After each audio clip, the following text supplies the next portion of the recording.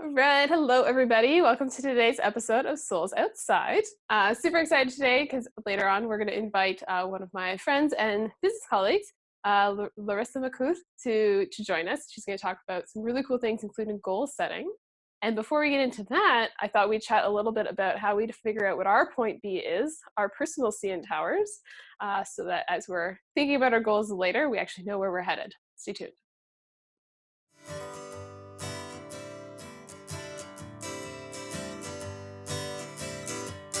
Welcome to Souls Outside, where we're all about finding the trail to stay true to your path. We do this by inviting featured guests on every show to share with you how you can follow in their soul prints, so you can choose which trail maps you need to continue on your journey. My name is Shannon Pohl, and I'm loving having navigated my own pivot from engineering to now being a master results coach and hypnotherapist, plus a forest guide who loves getting outside so we can learn from the nature, foster stewardship, and really amplify our successes by being outside and in nature. I'm so excited to have you join today's episode. Welcome to Souls Outside. All right, hello everybody. So, this is one of my favorite things to talk about. Is our point B, or as I refer to it for myself, my personal CN tower. So when I was growing up, I lived in Oakville, and I live in Toronto. For those of you outside of the GTA, Canada, Ontario, that's Oakville is a suburb of Toronto, which is a very major city. And I'd say it's about I was gonna say it's about a 40-minute drive. However, usually with traffic, it takes much longer. But if you hop on the GO train, that's about a 50-minute trip, I guess. That's the sense of outside the city. So we lived outside the city, and as a family, we would come into the city every once in a while for baseball games. Um, Very rarely, however, I think twice we came to a Leafs hockey game, or we'd come in sometimes for the theater or maybe a concert or just things going on in the city. So not every day by any means, but a few times a year for sure. We'd all hop on the GO train, come in, because man, driving downtown is just a terrible idea, and parking is usually a nightmare. So, anyways, we take the train, and in Toronto, we're one of the cities that has a tower, like the Space Needle in Seattle. There's another one in Niagara Falls, so we have the CN Tower, and it's a super super tall structure that is not quite at the lake, however, fairly close to it, and the lake is south. So, anyways, it's a pretty prominent structure, much more iconic than just a tall building. So it sticks out on the skyline, which is great. So it was just cool to see. And I've always loved being at the top of tall structures. And so when we did go up it, that was awesome. So point being, it's a structure I knew. I knew its relationship in returns to the GO train and the rest of a bit of the city. Fast forward a number of years, and I was in high school, university, and starting to, well, in those times, coming into the city on my own, so not with my parents. So now I had to figure things out for myself because my dad used to work downtown. So whenever we came as a family, you just follow dad, no big deal. And now I was on my own, and there was definitely, if anyone have ever taken a subway, um, when you first come up out of the subway, when it's new, you're kind of looking around, you're like, where am I? Do I see anything that's helpful? And there's always, there's the main entrance that you come up right at the street corners and you can see the names of the street and you're like, okay, I pretty much got this. But then there's always those other exits that pop you up in the middle of a side street and you're like, I really have no idea where I am.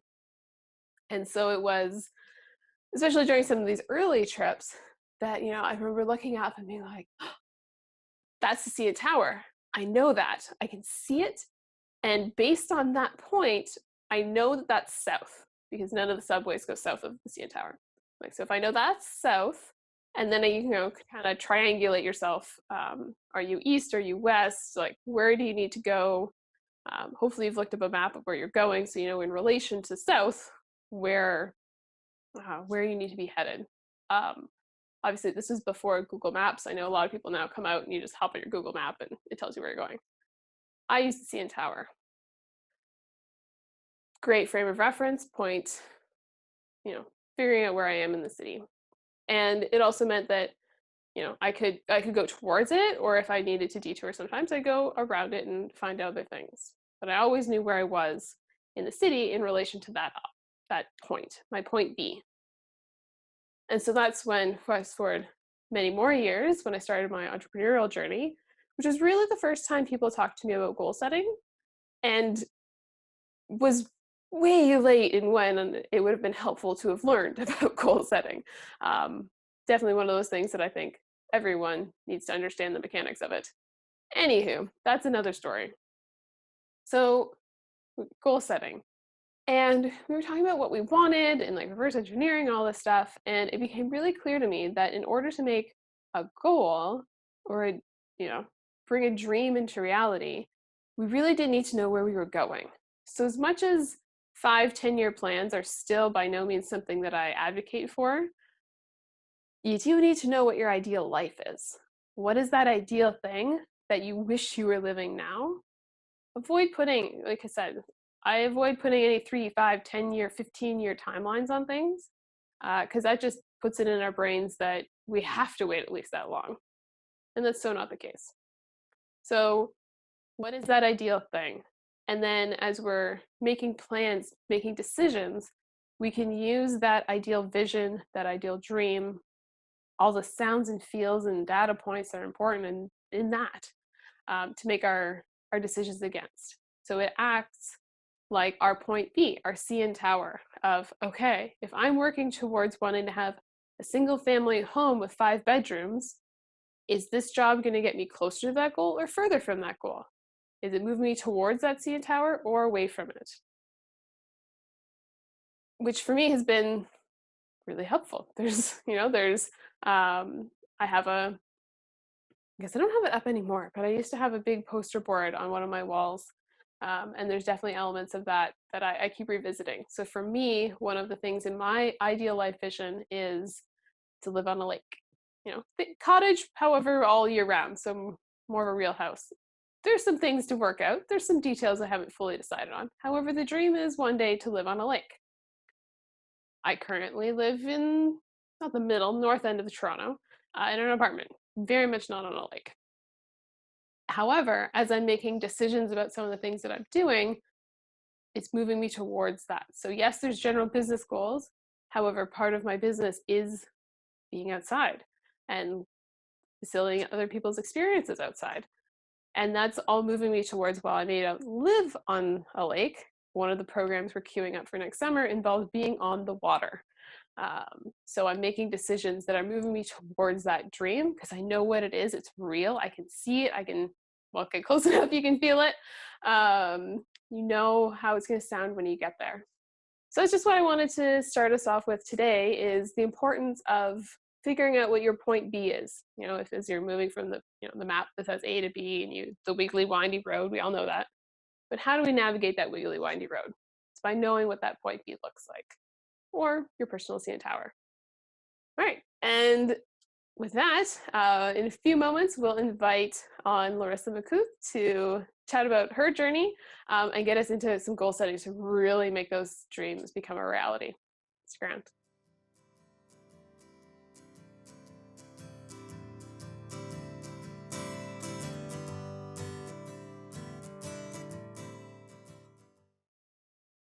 All right, welcome back, everybody.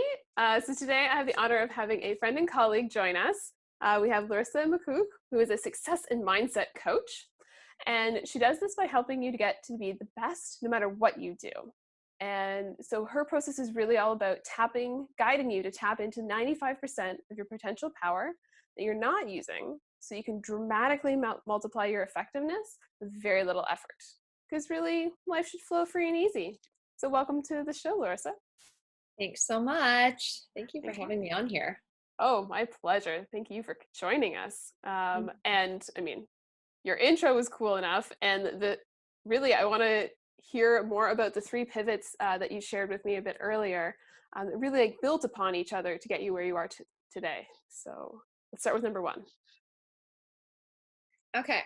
So maybe I'll just give you a little bit of background before these pivots happen. Sure. It's probably Just helpful. a little. I won't go overboard, I promise. So, growing up, like I felt really, really uncomfortable. Pretty much most of my childhood. I think we all had. Most people have some sort of inferiority complex Yeah. when they're younger, just based on my high school reunion and all our discussions there. So I wasn't confident in myself. I got good grades because I worked my butt off, and I didn't know how to have a conversation with people. I would avoid people. I would be in 5 bands. I would go to the library just to do homework because I didn't feel good communicating with them. I didn't have the tools. I didn't have the resources, and I sure did not have the confidence to do that. And so I felt like I was always really, really high strung, and I didn't have a good way of releasing that. So one of the things that started to happen is I got introduced to the world of personal growth and development, and that's a whole other story. Mm. But let's just say I resisted at first, and then I jumped on the boat. And so I'd go to these seminars, and then people would tell me, your problems right now are from your childhood programming. And I'm like, oh my God, that's what's wrong with me. And then, because I knew something was wrong with me because I wasn't happy. Other people seemed to smile. Other people had good lives, but mine was not so good. And so that really led me to realize there was a problem and start focusing on this problem. And I focused on this problem of figuring out what was wrong with me and exploring what was wrong with me. And I got journal upon journal upon journal of all my problems that were pretty much the same for 15, 20 years. They didn't change. They had different forms. And it just led to this whole journey of, I can't call it self-destruction. I was improving, but I wasn't moving ahead at the rate I knew other people could. Mm. And that didn't make me feel good. Everyone's like, you have so much potential. Great. Where is it? Yes. Like, help me find it anywhere, anywhere. Because How do something's wrong with me. Something's wrong with me. Exactly. How do we put that potential into action? Which I Right. think was kind of your first pivot, was seeing. Yeah. So I got introduced. We went to a whole bunch of seminars all over the world, and finally we were introduced to the world of Bob Proctor. And he's actually in his 80s. He's going to be 86. He might be 86 now. June, July this year, he's going to be 86. And I heard of him like 20 years ago, and I finally started studying with him. And literally within 2 weeks of being diligent with my studies, I got answers to questions that I had for over 20 years. Like I'd been searching for all these problems, and I'm like, oh, this is where they really come from. This is how I can figure it out. And I remember I was at the moment, I was like, I'm actually looking out there right now. I was sitting out on my porch, just looking over the trees, because we have like beautiful trees out front, and just looking out at nature. And I remember going,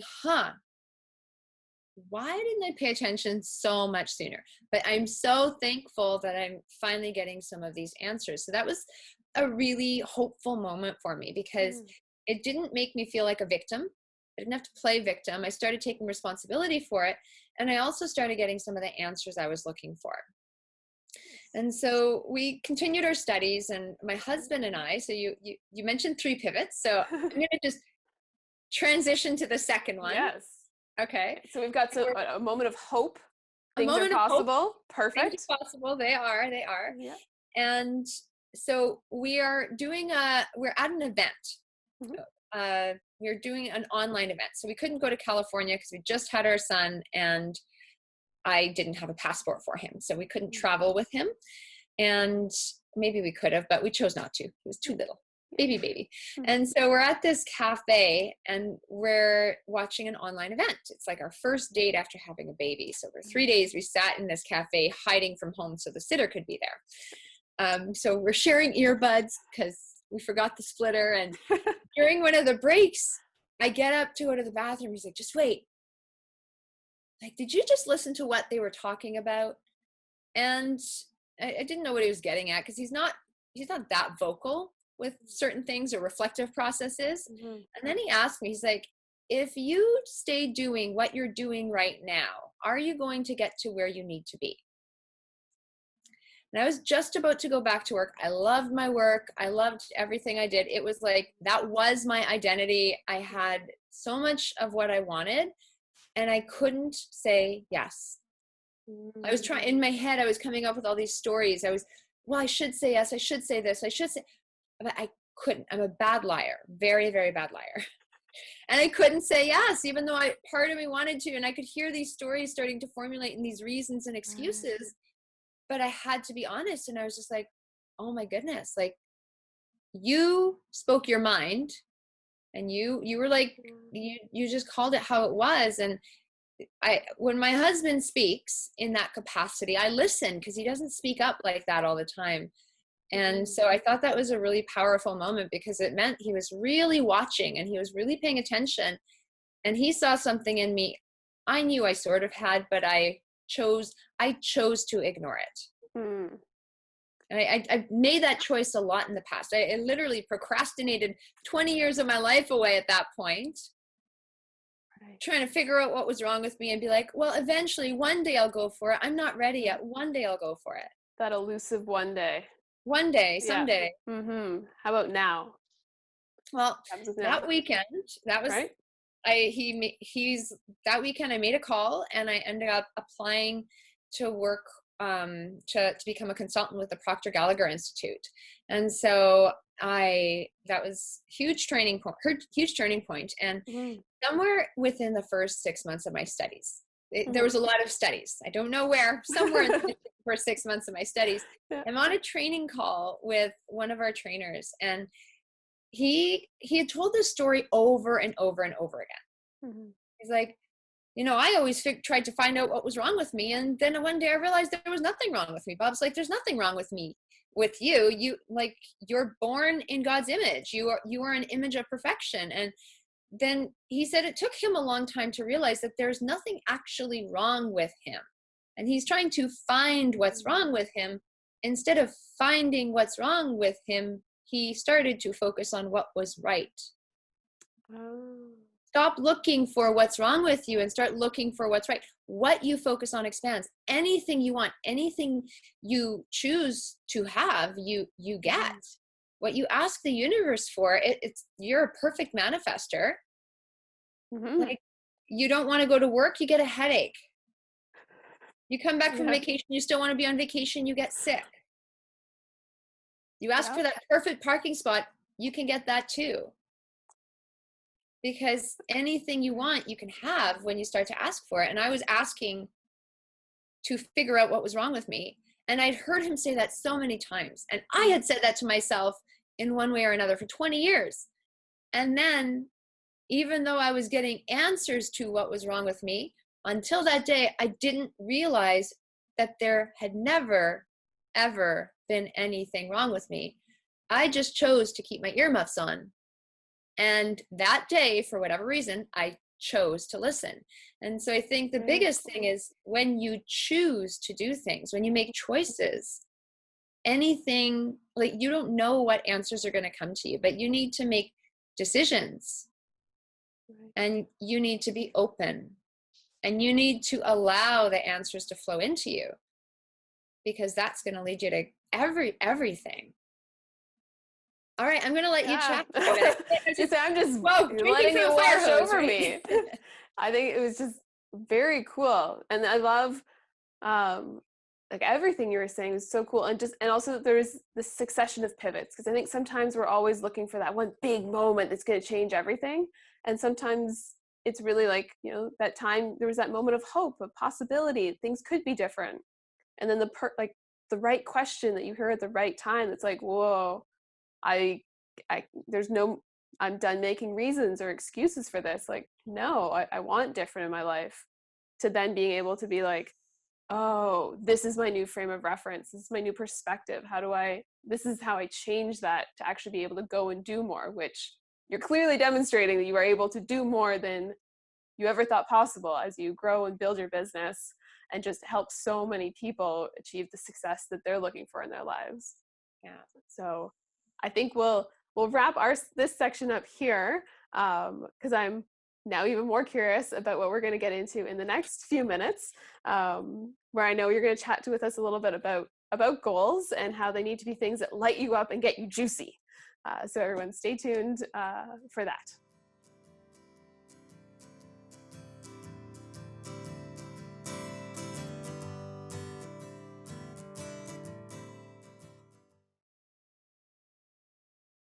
Okay, welcome back, everybody. So today we still have the pleasure of having Larisa Makuch here with us, who is a success and mindset coach. We need so much more success on that word.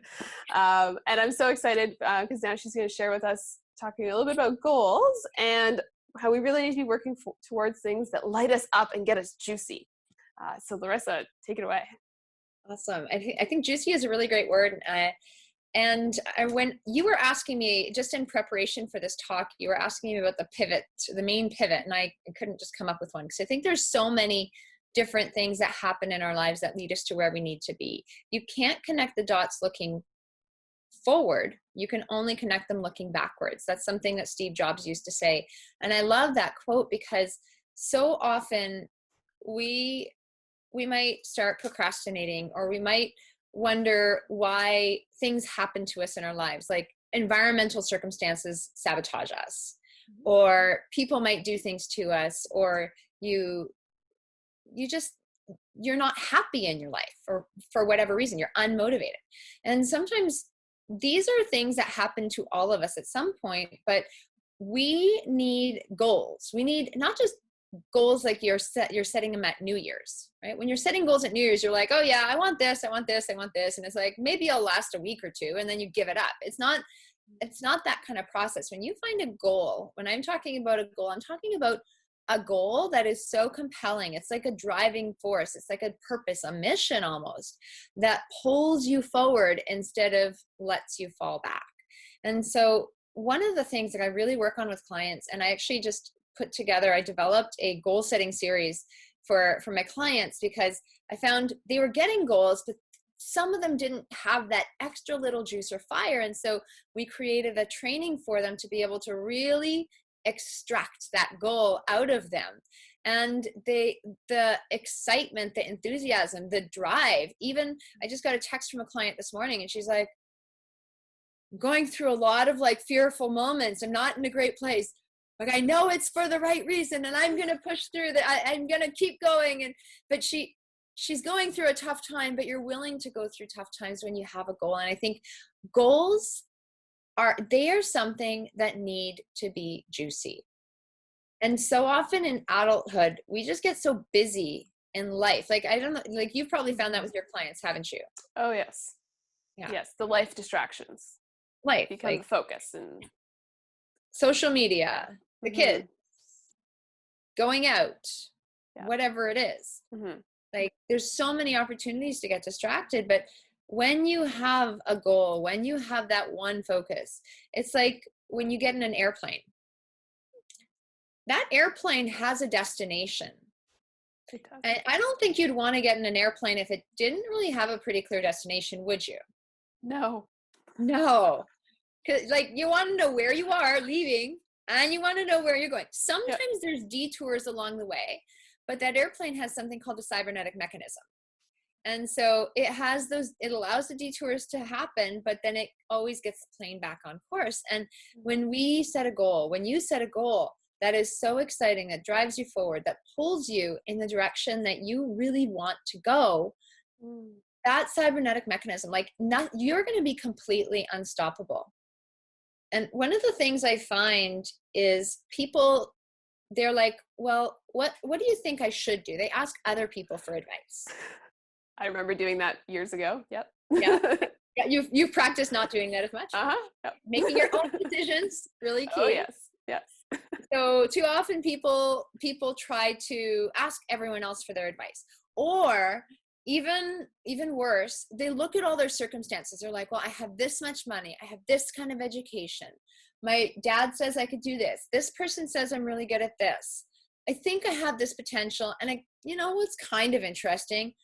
I'm going to go do this. They lay everything out on the table and they pull all the pieces together and then they set a goal, and that's the next direction of their life. And so it might be a growth opportunity. It might stretch them a little. They might like it, or it might be a slight upgrade from where they are right now. But long term, it's not really compelling. And think 5, 10, 20 years down the line, you're procrastinating, you're eating extra McDonald's or pizza, you're watching a lot of Netflix because you just need to relax. And so often we get caught up in this reality because we don't have something to pull us forward. And so when you do that, everything you do is purposeful and in the direction of where you need to be. I know for you, like you talk about nature, right? Yes. I remember my first interaction with nature. I didn't really care about nature. I didn't like nature. I grew up in Saskatchewan. We had lots of mosquitoes. I would travel to Banff every year. I'd look at the mountains. I'm like, oh yeah, another big mountain. I'm going to rest or try to read my book. Who cares? Right. I had zero value for nature growing up. When I moved away and I didn't have it, and I went back, because I moved to Ontario, and then I went back to Alberta after not having those mountains. I was like, whoa, this is so spectacular. And I had a whole new appreciation for it because I was ready for it, and I was ready to accept it as a part of who I was. And I knew the goals I was working towards at the time and the kind of person I wanted to be to fill those goals.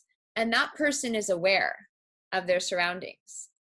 That person appreciates beauty, whether it's in a conversation, whether it's going for a walk and exercising your body, whether it's in looking at the beauty around you in nature, whether it's appreciating fine art. Like I just bought myself some flowers. They're gorgeous. And I can smell my lilies. I know peonies have been in season, but I got lilies because I'm just like, I need to smell lilies this week. I just don't know why. And but that is helping me be at my best. Right. And that's helping me get to my goal because I know it's soothing a part of me that's moving me forward. So cool. I love how you talk about goals every time you do it. I'm like, yeah, goals.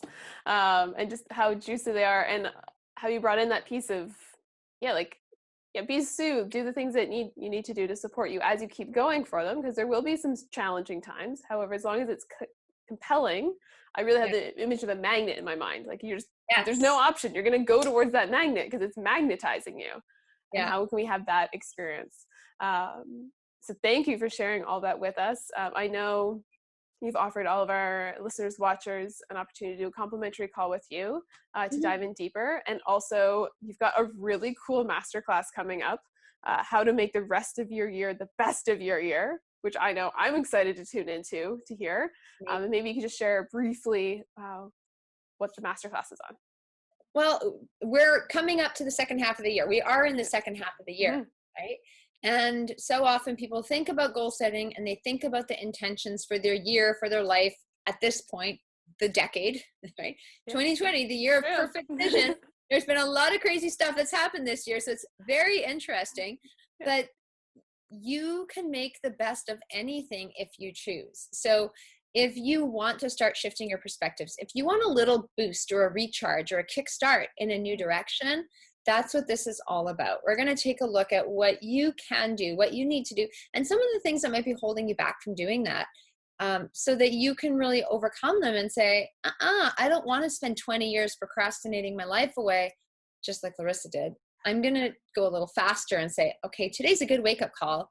Let's make it. And let's have that beautiful, spectacular life that you are meant to live. Like, you are created in God's image, and God's image is that of perfection. I'm not a very religious person.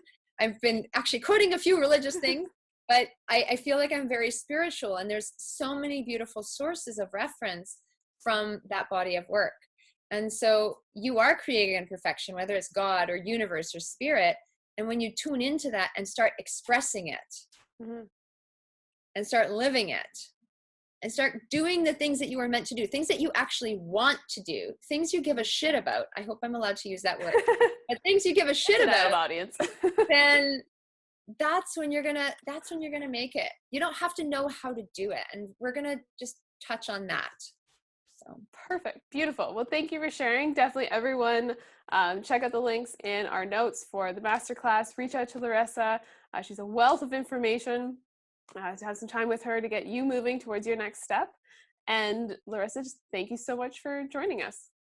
Thank you for having me. Thank you for joining us today on Souls Outside, and we hope you enjoyed walking in our featured guest soul prints as much as we did. As always, we like to wrap up each episode with our extreme gratitude and appreciation for our founding sponsors, who quite literally made it possible for Souls Outside to become a reality. First off, special thanks goes to Eche Savas and her company Palindrome Design for the amazing cover art, and noting that their sponsorship comes in support of their passion project, Self Build Sustainable. We'd also like to thank Chuck Henry for his amazing music, original music, that is featured throughout the episode. And of course, Elise Cannon, our amazing editor, who quite literally made it possible for any of these episodes to see the light of day. They probably would still be on a hard drive on my computer without her expertise, skill, and passion for editing. So we thank them so much. And until next time, we hope you enjoy your journey and continue following in the soul prints of those who have gone before. Hey, one last thing before you go. If you wish you could talk about this episode with myself, our featured guest, or other like-minded individuals like yourself, join us on Facebook or LinkedIn in our Souls Outside Facebook and LinkedIn groups.